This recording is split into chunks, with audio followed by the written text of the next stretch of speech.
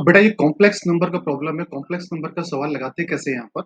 एक वेक्टर दिया हुआ है Z1 और Z2 एक पॉइंट है और Z2 और Z1 के मॉडुलस के बीच में रिलेशन है। तो मॉड ऑफ Z1 Z1 का रिलेशन, तो Z1 का मॉडुलस क्या आ गया 3 प्लस 8, ये आ गया √11। It is a modulus of Z1। अब एक रिलेशन है √3 मॉड Z2 बराबर मॉड Z1। तो मॉड Z2 बराबर क्या आ जाएगा, मॉड Z1 मतलब √11 अपॉन 3। तो Z2 का भी मॉडुलस आ गया। अब आर्गुमेंट ऑफ Z2 मतलब कहने का अगर डायग्राम में बनाऊं तो Z1 का जो भी मॉडुलस है, Z1 का जो भी आर्गुमेंट है, Z1 का आर्गुमेंट मान लो Z1 का आर्गुमेंट ऑफ Z1, जैसे मैं यहाँ पे अल्फा एज्यूम कर लेता हूँ। तो ये रहा, ये मान लो √3 कॉमा 2√2 है और इसका आर्गुमेंट यहाँ पे मैं अल्फा मान लेता हूँ। तो Z2 का आर्गुमेंट क्या है, Z1 के आर्गुमेंट में π/6 ऐड कर दिया, ऐसे कुछ आया। ये आपका Z2 आ गया, ये Z1 था और π/6 ऐसे यहाँ पर ऐड हो गया। आई होप बात सबको समझ में आ रही होगी। मतलब कि Z1 को अगर π/6 रोटेट कराएंगे तो क्या बन जाएगा, Z2 बन जाएगा। तो आपको रोटेशन आपने पढ़ा होगा बेटा लोग। रोटेशन, रोटेशन कहाँ पर, कॉम्प्लेक्स नंबर में एक टॉपिक है ना रोटेशन। तो रोटेशन क्या बोलता है, final vector upon initial vector equal to mod of final vector mod of initial vector e की पावर आई थीटा। जैसे ये ओ है, ये मान लो ए है, ये मान लो बी है। तो ओ बी आपका फाइनल वेक्टर है और ओ ए आपका इनिशियल वेक्टर है। और उसको कितना घुमाया, थीटा इक्वल टू π/6, आपने इसको एंटी क्लॉकवाइज से इसको घुमा दिया। तो फाइनल वेक्टर क्या हो गया, Z2 initial vector, Z1 mod of final vector, final vector मतलब Z2 का मॉडुलस √11/3 और इनिशियल वेक्टर का मॉडुलस, इनिशियल वेक्टर का मॉडुलस कितना था √11, ये आ गया √11 ई की पावर आई थीटा की जगह पर π/6। ये कितना आ गया 1/√3 ई की पावर π/6 कितना हो गया cos थीटा प्लस आई साइन थीटा। तो ये आ गया √3 प्लस आयोटा अपॉन 2√3 बराबर Z2 अपॉन Z1। तो Z2 बराबर क्या आ गया, Z1 √3 प्लस आयोटा अपॉन 2√3 और Z1 की वैल्यू क्या दी है, Z1 आपको गिवन है √3 प्लस 2,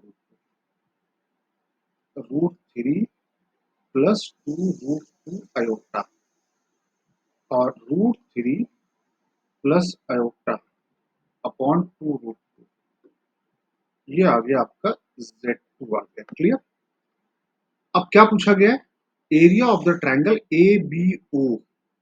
अब ये जो ट्रायंगल बन रहा है ओ ए बी के बीच का एरिया बताना है, ओ ए बी का एरिया बताना है, ठीक है। तो आपको ओ ए भी पता चल गया और ओ भी पता चल गया। अच्छा, एक बार हम जरा इसको थोड़ा सिंप्लीफाई कर लेते हैं। ये आया क्या, √3 into √3 plus √3 iota, 2√2 into √3 2√6 iota और माइनस 2√2 डिवाइड बाई 2√2। तो आया 3 minus 2√2 plus iota √3 plus 2√6 upon 2√2 बराबर ये वेक्टर Z2 आ गया। आई होप यहां तक सबको बात समझ में आई होगी अच्छे से, ठीक है। अब इसके बाद में क्या करना है, एक बार कैलकुलेशन एक बार हम चेक कर लेते हैं, ठीक है बेटा। अब ये आपका Z2 आ गया, यहाँ तक ठीक है, यहाँ तक।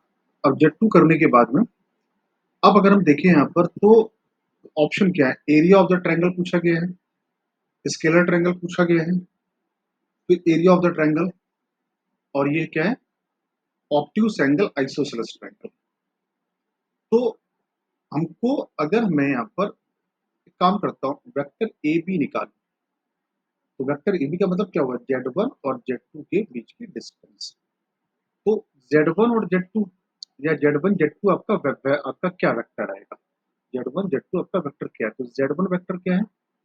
√3 प्लस 2√2i माइनस Z2 क्या है? Z2 यहाँ लिखा है, ये √3 है बेटा, √3 है। तो Z2 आपका क्या है? चलो मैं यहीं पर निकाल लेता हूँ, Z1 माइनस Z2।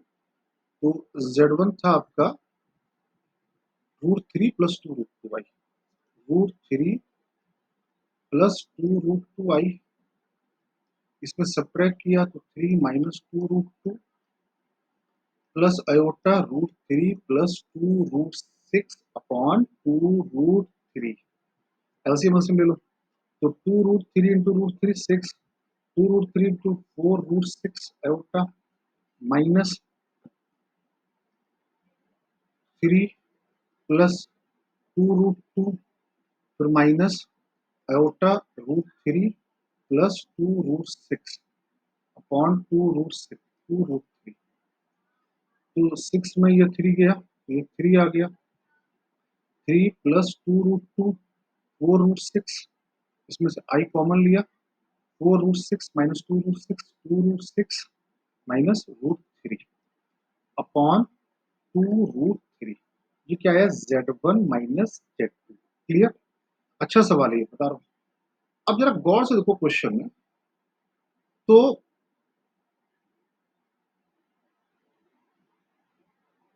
अगर आपने चूंकि आइसोसेलेस लाना है तो मॉड Z1 मॉड Z2 तो बराबर नहीं है, क्योंकि मॉड Z1 और मॉड Z2 की वैल्यू सेम तो नहीं आ रही है। करेक्ट? आप अगर इसको देखो, अगर आपने यहाँ पे मॉड Z2 निकाला, मॉड Z2 कितना आएगा? 3 माइनस 2√2 का होल स्क्वायर प्लस √3 प्लस 2√6 का होल स्क्वायर डिवाइडेड बाई 2√3 का होल स्क्वायर। थोड़ा सिंप्लीफाई किया इसको, मॉड Z2 कितना आएगा? 9 2 दूनी 4 दूनी 8 3 दूनी 6 दूनी 12√2, 3 2 दूनी 4 6 24, 3 2 दूनी 4 18, 4 2 12√2 आ गया। ये पार्ट तो कैंसिल हो गया, 14 3 27 और 17। मतलब मेरा ये बोलने का मतलब है कि Z1 माइनस Z2 का मॉडुलस निकालोगे और Z2 का मॉडुलस निकालोगे, सेम आ रहा है, क्योंकि यहाँ पर जो 2ab वाला पार्ट आएगा वो इससे वो कैंसिल हुआ जा रहा है, बाकी सब सेम रह जाएगा। मतलब कहने का मेरा ये मतलब है अल्टीमेटली कि अगर आप मॉड Z2 निकालोगे और मॉड Z1 माइनस Z2 निकालोगे तो ये सेम आ रहा है, ये लेंथ सेम, ये क्या हो गया? आइसोसेलेस ट्रायंगल हो गया। अगर ये आइसोसेलेस ट्रायंगल है तो अब डायग्राम के हिसाब से ये एंगल अगर π/6 है तो ये एंगल भी कितना हो गया? π/6। अरे भाई Z1 माइनस Z2 क्या होगा? वो AB ही होगा, Z1 माइनस Z2 का मॉडुलस। ये π/6 है तो ये भी π/6 हो गया, तो ये कितना आ गया? ये आपका आ गया, ये आपका 60, ये आपका 120 आ गया। मतलब ये बोलने का मतलब हुआ कि ABC is an obtuse angle triangle and isosceles triangle, this option is correct. तो ये हमने पहले यहाँ पर चेक कर लिया, ये ऑप्शन। अगर सबको समझ में आ गया होगा